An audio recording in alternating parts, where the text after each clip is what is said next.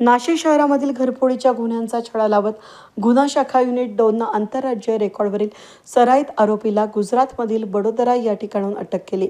या कारवाईमध्ये घरफोडी आणि मोटरसायकल चोरीचे 3 गुन्हे उघडकीस आले असून आरोपीकडून ₹1,75,000चा मुद्देमाल जप्त करण्यात आला।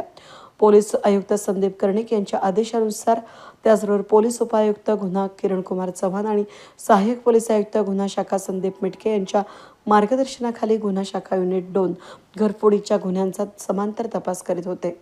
मुंबई नाका पोलीस ठाण्यामध्ये दाखल गुन्हा क्रमांक 237/2026 च्या तपासादरम्यान सीसीटीव्ही फुटेज आणि तांत्रिक माहितीच्या आधारे 3 आरोपींचा सहभाग निष्पन्न झाला। यातील मुख्य आरोपी भरतसिंग गुरमीत सिंग शिकलीगार हा वडोदरा गुजरात या ठिकाणी असल्याची गोपनीय माहिती मिळाल्यानंतर सहाय्यक पोलीस निरीक्षक डॉक्टर समाधान हिरे यांच्या नेतृत्वाखाली पथकानं स्थानिक पोलिसांच्या मदतीने 28 जुलैला त्याला ताब्यात घेतलं। आरोपीला नाशिकला आणून चौकशी केली। त्याच्याकडून एक mobile phone, Honda shine motorcycle, एकूण ₹1,75,000चा मुद्देमाल जप्त करण्यात आला।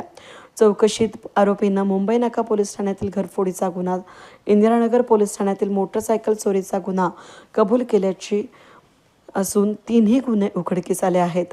आरोपींना हे गुन्हे अजय सिंग कल्याण सिंग बरनाला राहणार उमरटी मध्य प्रदेश आणि युवराज सिंग उत्तम सिंग भाटिया राहणार बडवानी मध्य प्रदेश यांच्या साथीनं केल्याची कबुली दिली आहे। या दोघांचा पोलीस शोध घेत असून आरोपीला अटक करून जप्त मुद्देमालासह पुढील तपासासाठी मुंबई नाका पोलीस ठाण्याच्या ताब्यात देण्यात आले।